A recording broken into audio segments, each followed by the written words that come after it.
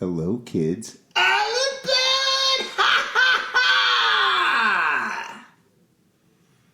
Welcome to the 6th ElectroJet Rock Show.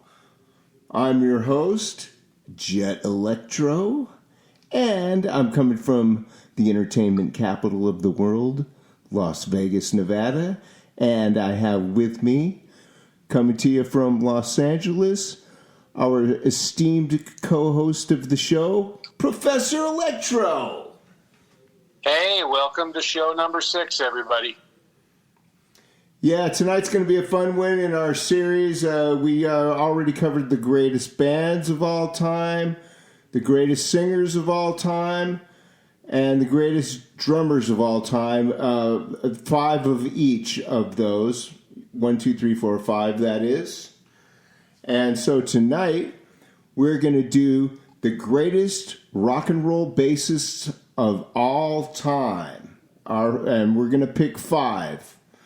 As Professor says all the time, yeah, these are really hard to pick because you're going to be leaving some guys out.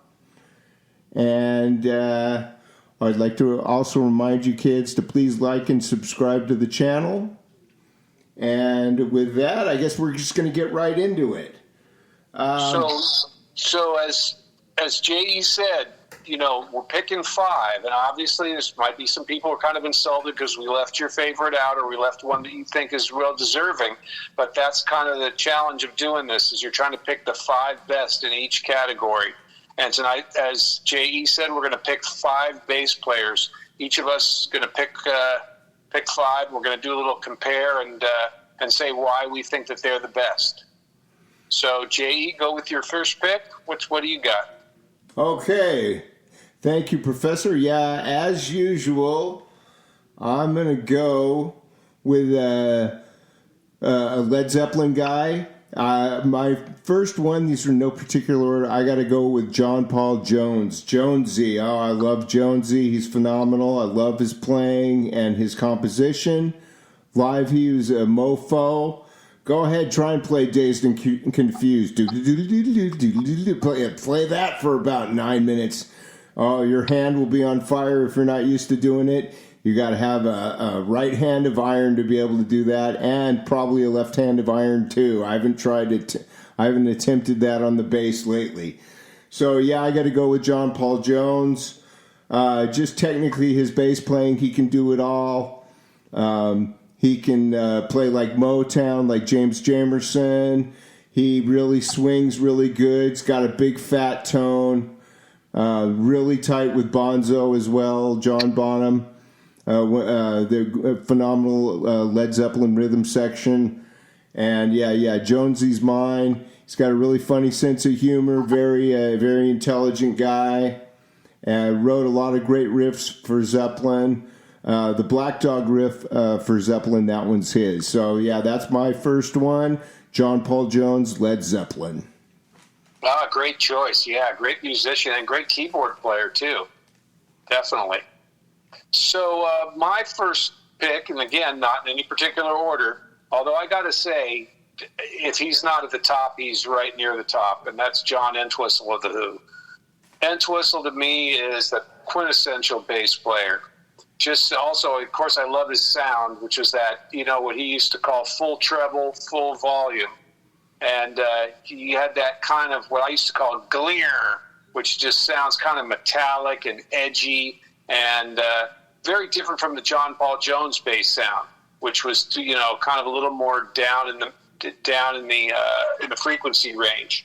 But Entwistle had that extra edge that I liked. And he was always playing tasteful, complicated stuff where it fit, but also could play with lots of spaces in between what he's playing. And when he wanted to turn up the speed, man, he could play fast, play some just crazy stuff. And he had that alembic, which I always liked. That was an awesome bass. So yeah, John Entwistle of the Who. He's my first choice. Yeah, that's a great one, Professor. He's definitely one of my favorites and absolutely one of the best ever in rock and roll. I will say something about the bass sound. You were making the comparison to John Paul Jones's bass sound. the classic Led Zeppelin Jonesy bass sound, like on Dazed and Confused, on the early stuff, with a few exceptions, is due to the strings that they use. The classic Zeppelin, early Zeppelin bass sound, for the most part, is flat wound strings, and John Entwistle was the first guy to use round wound bass strings, which gives it more of the piano kind of sound. And he did invent those strings, and props to Roto Sound for working with him on those strings that I'm talking about. So I just wanted to chime in on that. Okay, good call. All right, for my number 2, the guy sounds like a huge freight train and a huge Mack truck all at the same time. I got to go with Bob Daisley, bassist Bob Daisley from Ozzy and Rainbow. I do want to clarify one thing about that. I said in a previous podcast that the bass on Long Live Rock and Roll was him. I do believe actually that was Ritchie Blackmore on the bass on that. I don't think he was in the band yet, but his work, John Paul Jones's work with, Bob Daisley's work with Ozzy, of course, just absolutely phenomenal. If you listen to the bass on Demon Alcohol, it is a mofo. It's a truck. It's a train. It is just slamming. I love Bob Daisley's bass playing, plus all his fills. He's extremely melodic. And his work with Ozzy is just phenomenal. I love Bob Daisley's bass playing. So that's my number 2. Yeah, Bob Daisley, great singer too. He sang backup in Rainbow to Ronnie, and always blended well with them. So yeah, great choice. For my next pick, I got Geddy Lee of Rush, and to me, he's always influenced me in a huge way. I like his equipment from the beginning, which was usually a Rickenbacker bass, at least in the beginning, SVTs, and of course, the way he played off of and with Neil Peart, just phenomenal. And, just could play a lot of different stuff and could get really complex and play in a lot of different time signatures and just play a lot of unusual stuff. And some riffs that just, man, he plays one in a little bass solo in Free Will that's just, wow. To me, every time I hear that, it still just blows my mind. So Geddy Lee of Rush was my second choice. Yeah, that's a great one, Professor. Very melodic bass player, and also having to play the bass lines in Rush and then sing over the top of it. It's sort of like rubbing your doing circles on your stomach and tapping your head at the same time. Very difficult to do. That's a great choice. Yeah, I saw Ged many times in LA when they were coming up from the from Farewell to Kings all the way up to Moving Pictures. Yeah, Ged. The bass sound was always amazing. So that's a great one. My number 3 is going to be this super duper rock star Pete Way from UFO. Love Pete's playing. He is just phenomenal. He's a guy that's actually using the flat wound strings as well. It blended really well with the rest of the band using the flat wounds. He would accentuate what he was playing with really cool stage moves and all that live. Played very, very tastefully, and he really rocked. Rest in peace, Pete. We miss you. I was very, very glad to see UFO with Pete and Michael Schenker opening for Rush at the Santa Monica Civic in LA. One of the best rock and roll shows still to this day I've ever seen. Yeah, that was the Farewell to Kings tour and a Lights Out tour. Yeah, Pete Way's bass playing, like on the breaks and stuff like that. He would play some really high notes, but he still laid it down on the bottom. And a great writer too. He had a lot of stuff to write with UFO, like Too Hot to Handle, for example, that kind of thing. So yeah, and the phenomenal rock star persona and stage presence. Gotta love Pete. Yeah, he's my hero on the bass. Yeah, great choice. Yeah, boy, Rush and UFO. Boy, I wish I'd seen that gig. And Rush and UFO with Michael Schenker. I really wish I'd seen that. But I missed that gig, unfortunately. Well, my third choice is going to be Geezer Butler from Black Sabbath.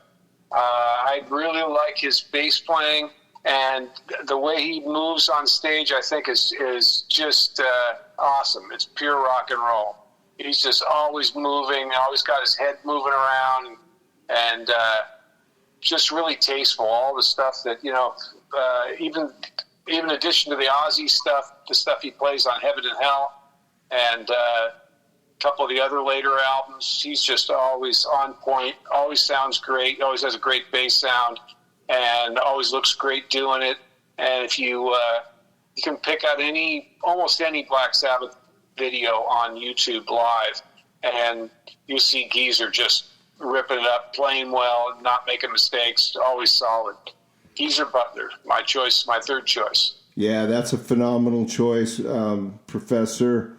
Yes, he like Bob Daisley. He is a slamming bass player, slamming. Yeah, I love Geezer. That's a great one. Okay, this one's. We're mostly focusing on the show on 70s and 80s rock and roll, but this guy did play in the 70s, and he's such a big influence on everybody. Such an important bass player, probably one of the most important bass players of all time.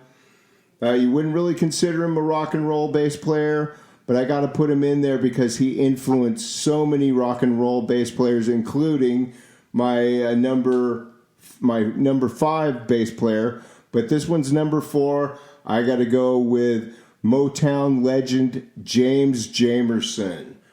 Oh, he basically rewrote the bass.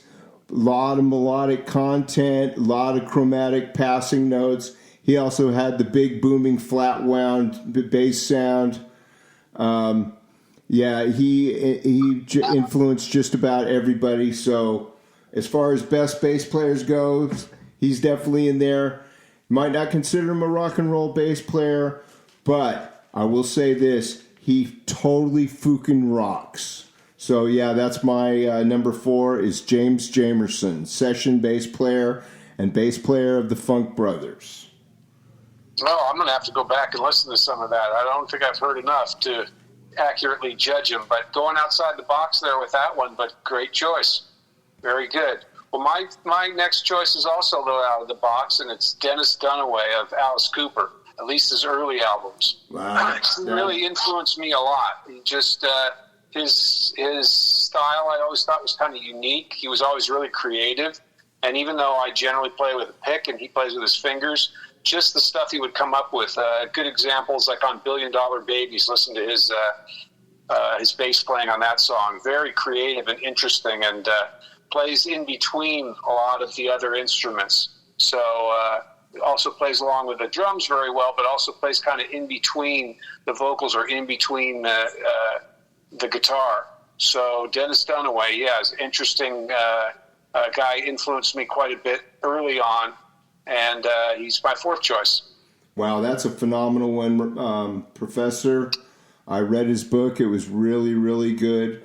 I do think he played with a pick, though, but we could check up on that. But yeah, I could be wrong. Yeah, it's very possible. I never saw him live. I definitely agree with you on that one. Yeah, when I was trying to think of these, I didn't think of him, but that is an outstanding choice. Yeah, he's a phenomenal bass player, and I love his book. It was very, very interesting. Okay, and for my last one, since number 4, I was talking about James Jamerson. What makes this guy great is he has that kind of James Jamerson melodic content that set the bar and gave a lot of rock bass players ideas on how to be melodic. So this guy definitely has a lot of Jamerson in his bass lines. I'm going to have to go with the Governor, Paul McCartney. Phenomenal bass player. Yeah, his bass, especially in Wings, like if you listen to Silly Love Songs or something like that, the bass is pretty up in the mix, but it sounds phenomenal. It sits really well in there, and it sounds like a friggin' truck, kind of like how Bob Daisley sounds like a truck. So yeah, I got to go with Paul McCartney. Very creative bass lines. They always put the bass on at the end. Once he'd do a scratch track when they were recording, and then he'd put the bass on last with the Beatles, so that way it would complement the vocal. So he complement the bass lines in the Beatles always complement the vocals really well. An example that comes off the top of my head would be With a Little Help from My Friends is an example of that. So yeah, I got to go with the governor, mate. Yeah, I love Paul McCartney's bass playing, his bass sound. Yeah, just phenomenal. I love Paul McCartney and Wings. I love Wings a lot. So that's my number 5. And who's your number 5, Professor? Well, it's pretty hard to argue with choosing Paul McCartney. He is a Beatle after all, and a genius, and he's a knight. So, but for number 5, my last one I had, it was really tough because I had 3 that I was choosing from, but because I'm picking best bass player, not necessarily my favorite, I had to go with Dave Hope of Kansas. To me, he's got just an incredible musical mind to draw from, and he's always got great melodic counterpoint, and he's got a very almost classical style. If you could pick a neoclassical bass player, he's almost somebody that you could say plays in that style. He can do anything though, and his sound fits the band probably. But he's not what you would call, let's say, a hard rock. Although he can, kind of get edgy, but he's not a hard rock or metal bass player, even though he might fit into a band if the rest of the band was different. But he's a great fit for Kansas, I think. It just has that right sound, right in that right frequency range, the right sound, and he's always just playing the right thing. So Dave Hope of Kansas, he's my number 5 pick. Yeah, that's a phenomenal pick, Professor. I was thinking about him myself. His bass tone, his attack on the bass how he hits the strings. He's a pick guy as well. His sound sort of lies in between a flat wound and a round wound kind of bass sound. I do believe he was. I do believe he was running the round wound strings on the bass. But yeah, his bass tone is phenomenal. Dave Hope, one of my absolute favorite bass players, and absolutely one of the best of all time. You could argue that you could make an argument for him being the best bass player of all time. Oh my God, I left somebody off my list that I. No, you're always gonna. That's always going to happen with this. There's always going to be. I got 2 or 3 that I'm staring at on my list, going, I don't know. I should have moved that one up and this one down, but maybe we'll do a part 2 in the future. You know what though? I made a mistake. I should have probably left Jamerson off the list this time. So I'm going to put in an extra one, kids. That absolutely is my favorite. And you're breaking the rules. I'm breaking the rules. That's okay. Go ahead. We're gonna for the 5. I'm gonna throw Jamerson out just because he's not so much of a rock and roll bass player. I can't believe I forgot that, but I've got a little lounge harmonies there, mate. Absolutely, Chris Squire from Yes. He's like my. He is the best. I saw Yes a couple of times while he was still alive. Chris, rest in peace. Yeah, it's got to be Chris Squire, man. Love Chris Squire. Very, very unique tone. Very, very melodic. He's just ridiculous. And his bass sound, of course. I'm going to go with Chris Squire as my number 4. The Jamerson thing is definitely relevant. James Jamerson, phenomenal bass player. But So my 1, 2, 3, 4, 5 is John Paul Jones, Pete Way, Bob Daisley, Paul McCartney, and Chris Squire. I can't believe that. I had John Entwhistle, Geddy Lee, Geezer Butler, Dennis Dunaway, and Dave Hope. Yeah, I can't believe I forgot Chris off my top 5 best bassists of all time. But yeah, I had a day today, kids. Let me tell you. So anyway, any closing thoughts, Professor? Yeah, I mean, there's a couple I left off. Now, it's just, it's like I don't want to bring them up, but I had Bobby Pickett and Detective and Gene Simmons of KISS, believe it or not, who I was kind of toying with. But I had to pick the 5 I'll stand by the 5 that I had. So we'll talk about the other bass players probably in another segment of the greatest bass players. But no, just I hope everybody out there loves the show as much as we do, and we're having a lot of fun with it. And hit the like and subscribe, and leave any comments if you guys have anything to say. Love to hear it. Yeah, I'm sure you guys are going to be appalled that maybe there might be a guy that we left off or two. But yeah, Professor, that was a phenomenal list that you had. I love the Dennis Dunaway and, of course, Geezer Butler friggin' slamming. Okay, kids, so as the professor said, don't forget to like and subscribe. And we're going to sign off this segment of the ElectroJet Rock Show. And we'll see you next time, kids. Rock and roll! Rock and roll!